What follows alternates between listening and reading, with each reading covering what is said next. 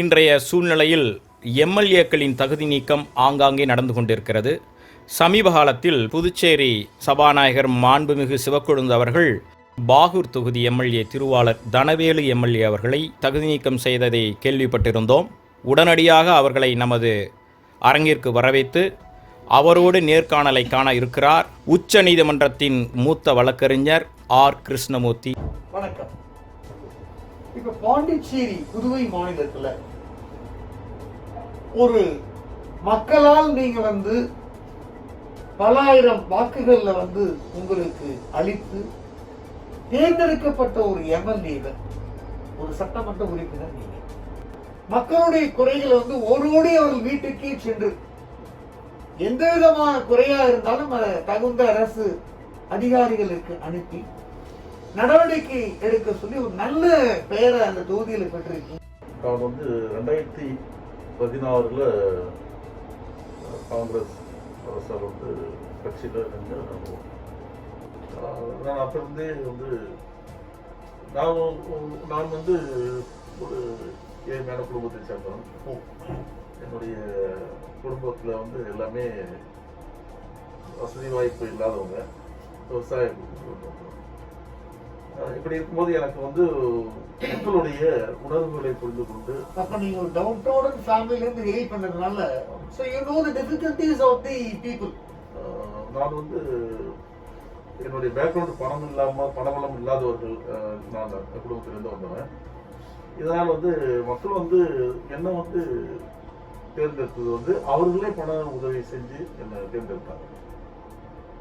அப்படி இருக்கும்போது நான் மக்களுக்காக உணர்வுபூர்வமா even for the election campaigning the people have supported people have invested their funds. very good அப்படி எனக்கு தேர்ந்தெடுத்தாங்க. அப்படி இருக்கும்போது நான் மக்களுடைய உணர்வுகளை புரிந்து கொண்டு முழுமையாக மக்களுக்காக நான் செயல்பட்டு கொண்டிருக்கிறேன். இடையில இந்த மீன் டயத்துல உங்களுக்கும் தி ஹானரபிள் சீஃப் மினிஸ்டர் நாராயணசாமி அவர்கள் கவர்மெண்ட்டுக்கும் எந்த விதமான மோதல் போக்கும் அண்ட் ஒரு டிஃபரன்சஸ் ஆஃப் ஒப்பீனியனும் ஏற்பட்டது. What is the base for this? இதுக்கு என்ன அடிப்படையான? என்னுடைய தொகுதி என்பது அண்டைய தமிழக பகுதியில் எல்லை ஓரத்தில் இருக்கு. அப்படி இருக்கும்போது என்னுடைய தொகுதியில கிட்டத்தட்ட ஒரு 30 மதுக்கடைகள், சாராய கடைகள், இதையெல்லாம் அடுக்கடுக்கா நம்முடைய அரசாங்கம் அந்த இடத்துல கடையை உருவாக்கி, அப்ப அந்த ஏரியாவில் பொதுமக்கள் நிறைய இழப்பு, அதாவது பொருளாதார வகையில பாண்டிச்சேரி அப்படின்னாலே உங்களுக்கு ஒயின் ஷாப்ஸ், லிக்கர் ஷாப்ஸ் தான் ஃபேமஸ் ஆனது. எல்லா பொருளும் இருந்து வந்தது தானே. அதுல உங்களுக்கு என்ன? அதுல புதுவை மாநிலத்தினுடைய வருமானம் என்பது மது வாசம். சோ டோட்டல் ரெவென்யூவே ஐஎம்எஃப்எல் தான் சொல்றீங்க. அப்ப இங்க தமிழகத்திலிருந்து பெரும்பாலும் மக்கள் எல்லை ஓரம் இருக்கிறதுனால ஒரு அந்த இடத்துல கடைகள் அமைச்சிருக்காங்க. அது அப்ப இருக்கிற அமைச்சரும் சரி, முதலமைச்சரும் சரி, அந்த ஐஎம்எஃப்எல் சொல்லக்கூடிய அந்த கடைகளை டிரான்ஸ்பர் பண்ணுவதற்கு பணத்தை பெற்றுக்கொண்டு அதாவது ஒரு அதிகப்படியான பணத்தை பெற்றுக்கொண்டு அவர்கள் அந்த கடைகளை அமைச்சினாங்க. அதாவது என்ஓசி கொடுத்தது கையூட்டு பெற்றுக்கொண்டு அதிகப்படியா இருக்கும் என்னுடைய தொகுதியில. நான் இதை தடுத்தேன். நிறைய உயிரிழப்புகள் நிறைய சொல்லி பார்த்தேன், கேட்கல. அப்புறம் நான் ஒரு போராட்டம் பண்ணி 4 நாட்கள் மதுக்கடைகள் எல்லாத்தையும் அடைச்சிட்டேன். அது அரசாங்கம் அப்போ எதிர்த்து செஞ்சேன். அது முன்னோரையும் எதிர்த்து இருக்கலாம், அல்லது அந்த துறையை சார்ந்த அமைச்சரையும் எதிர்த்து இருக்கலாம். அப்பவே என் மேல ஒரு தனிப்பட்ட ஒரு முத்திரை பதிக்கப்பட்டது முதலமைச்சரால். இவர் நம்முடைய கொள்கைக்கு அப்பாற்பட்டு இருக்கிறான்னு சொல்லிட்டு அப்பவே ஒரு முத்திரை கொடுத்தாங்க. நிறைய உயிர் சேதங்கள், நாளைக்கு 2 சாவு 3 சாவு நடந்துச்சு. அந்த சாவுக்கு நான் போவேன். நான் இந்த சாவுக்காக நானே ஏழைக்கெல்லாம் நானே இந்த சவ வண்டி, freezer box, stamina fund, chairs இதெல்லாம் நான் ஃப்ரீயாவே கொடுப்பேன். ஃப்ரீசர் பாக்ஸ் வச்சிருக்கேன், ஆயிரக்கணக்கான சேர்ஸ் வச்சிருக்கேன். 3 வண்டி அந்த சொர்க்க ரதம் சொல்லக்கூடிய 3 வண்டி, அது இங்க இருந்து பணத்தை எட்டும் போய் அது சுடுகாட்டுல வச்சு. அப்ப நான் ஒவ்வொரு சாவுக்கு நான் போகும்போது அந்த பெண்கள், அந்த இளம் வயதிலே அந்த பெண்கள் தாலி அறுத்துட்டு கஷ்டப்படுற வேதனையை இப்ப நான் கண்முறை உணர்ந்துனாங்க. அப்பதான் வந்து நான் வந்து மதுக்கடையை எதிர்க்கணும்னு சொல்லிட்டு எனக்கு உள்ள ஒரு உணர்வு ஏற்பட்டது. அப்போ பொதுமக்கள்லாம் வந்து தான் நான் அந்த போராட்டத்தை. ஸோ ஒரு சோஷியல் இன்ஜினியரா ஒரு சோஷியல் கான்செப்ட் உங்களுக்கு வந்துச்சு. வேற என்னன்னு நீங்க அவர்கிட்ட வந்து குறைய கண்டீங்க? இந்த மதுக்கடையில இன்னும் சொல்ல வேண்டியது இருக்கு சார். மதுக்கடை வந்து அந்த அங்க வந்து அந்த எஜுகேஷன் பாதிச்சு. இதோட மட்டும் இல்ல, இப்போ வந்து எல்லாமே முழு நேரமா குடிச்சு உடம்பு விட்டு சாவரம் இல்லாம அங்க எஜுகேஷன் இருந்தது சார். ஒரு இன்ஜினியரிங் காலேஜ் இருந்தது. அது வந்து பெண் பிள்ளைங்களாம் நிறைய படிச்சாங்க. பக்கத்துலேயே மதுக்கடைகள் இருக்கும். அவங்களாம் அங்க போயிட்டு போக முடியாது அந்த வழியில. இதனால அந்த ஒரு காலேஜே முடிட்டாங்க. பக்கத்துல கோயில் இருக்கும், கோயில முடிடுவாங்க. நிறைய ஆக்சிடென்ட் நடக்கும் அந்த ஏரியாவில். அந்த மாதிரி வந்து ஒரு நாளைக்கு ஒரு டெத் நடக்கும், ஆக்சிடென்ட் பை ரோட்ல. சோ இந்த இஷ்யூ தான் உங்களுடைய முதல் இல்ல பதவி நீக்கிறதுக்கு காரணமே இந்த இஷ்யூ இல்ல சார். இதெல்லாம் இது வந்து எனக்கு ஒரு அடிப்படைன்றீங்க. ஆமா, அடிப்படை. முதல்வருக்கும் இடைவெளி வந்தது, ஒரு இடைவெளியும் ஒரு பிணக்கும், இதுதான் ஆரம்பம். ஒரு டிஃபரன்சஸ் ஆஃப் ஒபினியன் காரணமே இதுதான். இது ஆரம்பம். ரைட். ஆரம்பம். இதுக்கப்புறம் வந்து நம்ம வந்து ஒவ்வொரு சட்டமன்றம் வந்து நிறைய வந்து நம்மளுடைய தொகுதிக்கு வேணும், ரோட்ஸ் வேணும், சுத்தமான குடிநீர் வேணும், மின்சாரம் தடையெல்லாம் மின்சாரம் வேணும். இந்த இதுக்காக தான் நாங்க வந்து கேட்போம். அது ஒரு சுடுகாடு வேணும், இறந்தால் புதைக்கிறதுக்கு சுடுகாடு வேணும். இல்ல, ஒரு ஏரியால ஒரு 6-7 கிராமங்களுக்கு சுடுகாடே இல்லை. இதெல்லாம் பேசிக் அமெனிட்டிஸ் தானே? ஆமா சார், ஆமா. இதே செஞ்சு கொடுக்க முடியாது. ஒரு சிஎம்ஆல இதெல்லாம் பண்ண முடியல. பண்ணி கொடுக்க முடியும். நான் ஒவ்வொரு சட்டமன்ற கூட்டத்தொடர்லையும் நான் என்னுடைய கோரிக்கைகளை நான் முன்வைத்து இதெல்லாம் கேட்பேன். அடுத்த 6 மாதங்களுக்குள் செய்து தரப்படும் அப்படின்னு சொல்லுவாங்க. இப்படிதான் சொல்லிட்டே வருவாங்க. அப்புறம் அடுத்த இயர் வந்தோம் எனக்கு ஜெராக்ஸ் எடுத்து கொடுப்பேன். நான் காட்டிக்கிறேன், லாஸ்ட் இயர் பாருங்க அதே ஜெராக்ஸ் தான் இப்போ வைப்பேன் அப்படின்னு சொல்லிட்டு. அவ்வளவு 3 வருடம் வைத்து கொடுத்துருக்கேன். எல்லாமே ஒன்றும் எதுவுமே செஞ்சு தரல. இந்த மாதிரி சூழ்நிலை நான் எதிர்க்க வேண்டிய சூழ்நிலை எங்களுக்கு மட்டும் இல்லை சார், என்னுடைய தொகுதிக்கு மட்டும் இல்லை, மற்ற ஒட்டுமொத்த நிறைய தொகுதிகள்லாம் அந்த மாதிரி நிறைய கிரீவன்சஸ் வந்து ரெட்ரஸே பண்ண முடியாத lot of MLAs are there. ஆமா, இருக்காங்க. அவங்களால வந்து கேட்க முடியல. இல்ல, அவங்களால எக்ஸ்போஸ் பண்ண முடியல. நீங்க எக்ஸ்போஸ் பண்ணிட்டீங்கன்னு சொல்றீங்க. ஆமா, அவங்களால கேட்க முடியல. அது நாம வந்து கேட்காம இருக்க முடியல. நாம நேரடியாக கேட்கும்போது என்ன வந்து அவங்க ஒரு எதிரியா கண்ணோட்டமா பாக்குறாங்க. இதுதான் எனக்கும் முதலமைச்சருக்கும் இல்ல ரெக்கார்டிங்ல நீங்க என்ன பண்ணீங்க இந்த issue against honourable CM Narayanasamy? அவங்க வந்து அதுக்கப்புறம் சார் நாம வந்து எங்க மருத்துவமனையில 2 பேர் இறந்துடுறாங்க. பிரைமரி ஹெல்த் சென்டர்ல 2 பேர் இறந்துடுறாங்க. அதை கொண்டு வர்றதுக்கு ஆம்புலன்ஸ் வந்து அதை இங்கிருந்து கொண்டு போகணும். அவசர சிகிச்சை ஆம்புலன்ஸ் வந்து அவசர ஊர்தி வந்து காலதாமதமா வரும். டிரைவர் இருக்க மாட்டாங்க. அப்படியே டிரைவர் இருந்தாலும் டீசல் போடுறதுக்கு காசு இருக்காது. இது ஒரு பக்கம் இருக்கும். இப்போ வந்து உலகத்தையே வந்து அச்சுறுத்தி கொண்டு இருக்கின்ற இதுக்கு முன்னாடி, கொரோனாவுக்கு முன்னாடி சுகர், பிபி, நீரிழிவு, இந்த மாதிரி இதெல்லாம், ரத்த அழுத்தம், இது போன்ற ஒரு அன்றாட ஒவ்வொரு மனிதனுக்கு இருக்கக்கூடிய மக்களுக்கு வந்து மனிதனுக்கு வந்து மருந்து மாத்திரைகள் தரப்படுவது. இதெல்லாம் நான் கேட்கும்போது தான் சார் நான் இதெல்லாம் வந்து ஒரு போராட்டம் செஞ்சேன். இப்போ நான் இது ஒரு 6 months முன்னாடி ஒரு போராட்டம் செஞ்சேன். போராட்டம் செஞ்சு அப்புறம் அதான் வெளிப்படையாக சொல்லும்போது இதெல்லாம் நீங்க ஹெல்த் மினிஸ்டர் அந்த மல்லாடி அவர்கிட்ட கொண்டு போனீங்களா? அவரெல்லாம் கொண்டு போயிட்டு முடியாதுன்ற சூழ்நிலை ஒரு போராட்டம் கொண்டு போறேன். மக்கள் வந்து ஒன்று தெரிஞ்சு ஒரு போராட்டம் பண்றாங்க. ஒருத்தர் இறந்துடுறாரு, ஒரு ஹாஸ்பிட்டல்ல இறந்துடுறாங்க. அப்போ ஒரு போராட்டம் வந்து ஒரு எழுச்சி வருது. மெடிசன் கொடுக்கப்படாது, ஆக்சிடென்ட் ஆகி கூட நேரத்துக்கு கொண்டு போக முடியல. இந்த மாதிரி சூழ்நிலை எடுத்துட்டாங்க. ஒருத்தர் பாம்பு கடிச்சு இறந்துடுறாரு. இந்த மாதிரி ஒரு விஷக்கடிக்கெல்லாம் மறுத்துது. அப்ப நீங்க இன்ட்ரா காங்கிரஸ் பார்ட்டிலேயே இருந்துட்டு அசம்பிளியில வந்து நீங்க வந்து கொரோனா உத்தரவுக்கு நீங்க ஏதாவது டிஸ்டர்ப் பண்ணீங்களா? கொரோனா உத்தரவு போட்டு நான் இது வரைக்கும் அவருடைய கட்டுப்பாட்டுக்கு தான். பாண்டிச்சேரி ஆனரபிள் அசம்பிளில ஏகப்பட்ட ரெசல்யூஷன் பாஸ் பண்ணிருப்பாங்க இல்லையா? ஒவ்வொரு ரெசல்யூஷனுக்கும் ஒவ்வொரு ஆக்ஷனுக்கும் விப்பு வந்து கொரோனா வந்து உங்களுடைய விப்பு வந்து அனந்தராமன் வந்து ஆர்டர்ஸ் கொடுத்திருப்பாரு. அந்த ஆர்டர்ஸ் ஏதாவது நீங்க வயலேட் பண்ணீங்களா? அந்த தீர்மானத்தையும் அவருடைய உத்தரவையும் எதிர்த்து ஒருபோதும் ஓட்டோட எகெயின்ஸ்ட் தான் பண்ணீங்களா? இது வரைக்கும் ஒருபோதும் அந்த மாதிரி அப்ப நடந்தது. அசெம்பிளிக்குள்ள எதுவுமே எந்த விதமான ஒரு அவங்களுக்கு மீறி ஒரு வீரிய செயல் நான் செய்யல. எவ்வளவு டைம் எடுத்து செய்யல. ஆமா சார், அவர் செய்ய அந்த அக்கறை இல்லை, மக்கள் மீது அவருக்கு இல்ல. அக்கறை இல்லை. பாண்டிச்சேரியில வந்து ஹானரபிள் சிஎம் மிஸ்டர் நாராயணசாமி அவர்களுக்கு எதிரான ஒரு அலையே இருக்குன்றீங்களா? நிறைய இருக்கு. மக்கள் மட்டும் அந்த மாதிரி இல்ல, இருக்கிற அந்த 15 எம்எல்ஏக்குள்ள என்ன சேர்த்து அதுலயே வந்து ஒரு அதிகப்படியான ஒரு 8 எம்எல்ஏக்களுக்கு மேல வந்து அவர்கிட்ட ஒரு ரிலேஷன்ஷிப், நல்ல ரிலேஷன்ஷிப் இல்லை. சரி, யாரு மேல நீங்க கம்ப்ளைண்ட் கொடுத்தீங்க? நமச்சிவாயம், கந்தசாமி, மாண்புமிகு முதலமைச்சருடைய மகன் சோமன் என்ற சோமசுந்தரம் அவர் மீதும், சபாநாயகர் மீதும் மிஸ்டர் அமரன் சிவகுமார் சிவகுமார் அவர் மேலே நீ கம்ப்ளைண்ட் கொடுத்திருக்கீங்க? கம்ப்ளைண்ட் கொடுத்திருக்கேன். So, அது அதுலயே கட்டிங்க. சிபிஐல இருக்கு, எல்ஜி கிட்ட கொடுத்திருக்கோம், ஹோம் மினிஸ்டர் அமித்ஷா காமிச்சிருக்கேன். நான் மட்டும் கொடுக்கல சார், நிறைய இயக்கங்கள் சேர்ந்து எல்ஜி கிட்ட கொடுத்தாங்க, அதுக்கான ஆதாரங்களும் கொடுத்துருக்காங்க. சிபிஐ அதிகாரிகள்லாம் வந்தாங்க, என்கொயரி பண்ணாங்க, என்கொயரி பண்ணி பார்த்து தவறு செஞ்சிருக்காங்க அப்படின்னு சொல்லிட்டு அவங்க சொல்லிட்டு போயிருக்காங்க. இப்ப நீங்க ஹானரபிள் சிவக்குழுந்து மேலேயே கம்ப்ளைண்ட் கொடுத்திருக்கீங்கன்னு சொல்றீங்க.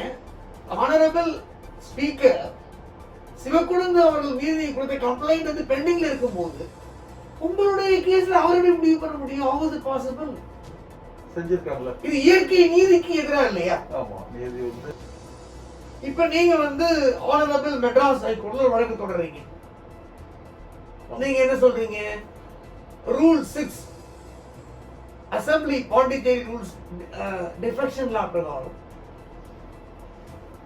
உங்க மேல ஆக்ஷன் எடுத்திருக்கோம் அப்படின்னு சொல்றது. அந்த ஆக்ஷனை வந்து எடுக்க கூடாது, அது செல்லாது, சட்டவிரோதமானது, அது 10வது அட்டவணைக்குள்ள வரல, 10th schedule it has not come. அதனால இந்த ஆக்ஷனை வந்து நீங்க அப்படியே வைங்கங்கறீங்க நீங்க. அதான் உங்களுடைய வழக்கு. இந்த வழக்கு வந்து ஹானரபிள் ஹைகோர்ட்டுக்கு வருது, மெட்ராஸ் ஹைகோர்ட். அப்ப ஹானரபிள் ஹைகோர்ட் வந்து சபாநாயகர் முடிவுல தலையிடும் நீங்க நினைக்கிறீங்களா, தலையிடா நினைக்கிறீங்களா? நான் தலையிடும் தான் சார் நினைக்கிறேன். ஏன்னா நான் வந்து இந்த அரசு கொறடா அவர்கள் வந்து எனக்கு உத்தரவு பிறப்பிக்கல. அவர் வந்து எனக்கு இட்ட கட்டளை வந்து கடைசியா வந்து சிறப்பு சட்டமன்றத்தில் ஒன்று ஒரு நாள் வச்சாங்க. அதுல கூட நான் வந்து அவர் வந்து அரசு கொறடா சொன்னது வந்து சொன்னபடி அரசாங்கம் எடுக்கின்ற முடிவுக்கு நான் ஆதரவாக நீங்க அந்த சிஏஏ ரெசல்யூஷன் நீங்க சப்போர்ட் பண்ணீங்களா, நீங்க எகைன்ஸ்டா போனீங்களா? சப்போர்ட் பண்ணாங்க. அவங்க சொன்ன மாதிரியே செஞ்சேன். அவர் ஆர்டிஆர் உத்தரவுல என்ன இருந்ததோ, அரசு கொறடா என்ன சொன்னாரோ அந்த மாதிரி தான் நான் வந்து அவருக்கு சப்போர்ட்டா தான் இருந்தேன். உங்க மேல ஆக்ஷன் எடுத்ததுக்கு அப்புறமும் ஆக்ஷன் எடுத்த பிறகு நான் அங்க போய் வாக்களிச்சிருக்கேன். அப்ப நீங்க விப்போட உத்தரவு மீறியதுன்னு எப்படி சொல்ல முடியும்? இல்லையா, அவங்க சொல்றாங்க, நான் சொல்றேன், அவங்க தான் சொல்றாங்க. இந்த மாதிரி சமயத்துல வந்து மெஜாரிட்டி அப்படிங்கிறது ஒரு கவர்மெண்ட்டுக்கு இம்பார்ட்டன்ட் தேவை. அந்த சட்டமன்றத்துல நீங்க ஏதாவது எதிரா கொறடாவுடைய உத்தரவுக்கு எகெயின்ஸ்டா நீங்க ஏதாவது வாக்களிப்பீங்களா? இதுவரை இல்ல, இதுவரை அந்த மாதிரி நடந்ததே இல்லை. நான் அவர் சொன்ன கட்டளைக்கு உட்பட்டு தான் நான் வந்து ஆதரவா இருந்திருக்கேன். நீங்க ஒரு எல்ஜிட்ட போறீங்க, எக்ஸலன்சி கிரண்பேடி ஐபிஎஸ் போறீங்க, இவர்களுடைய கரப்ஷன் மற்ற விஷயங்கள்லாம் நீங்க பெட்டிஷனா கொண்டு போய் கொடுக்குறீங்க.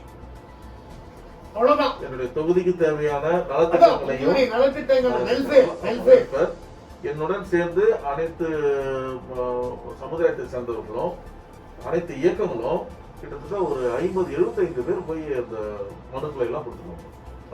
உங்க ரெப்ரசன்டேஷனோட மோர் தென், அதாவது number of peoples, hundreds of people have joined together and you when they had met the Her Excellency Lieutenant Governor Kiran Bedi IPS, Congress கட்சியை சார்ந்த எம்எல்ஏக்கள் காங்கிரஸ் கவர்மெண்ட்டுக்கு எகெயின்ஸ்டா கொடுக்க கூடாது அப்படின்னு ஏதாவது ஒரு தருணத்திலேயாவது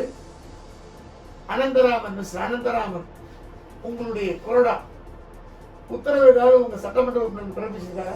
இது வரைக்கும் அவர் எந்த விதமான சட்டங்களையும் இதற்காக பிறப்பித்ததில்லை. நல்ல செய்ய போய் இந்த மாதிரி ஒரு ஹேப்பனிங் வந்து எம்எல்ஏக்கு வந்துச்சுன்னு எல்லாருமே வருத்தப்படுறாங்க உங்க தொகுதியில. இதான் வந்து ஃபேக்ட், எக்ஸிஸ்டிங் ஃபேக்ட், நிதர்சனமான உண்மை.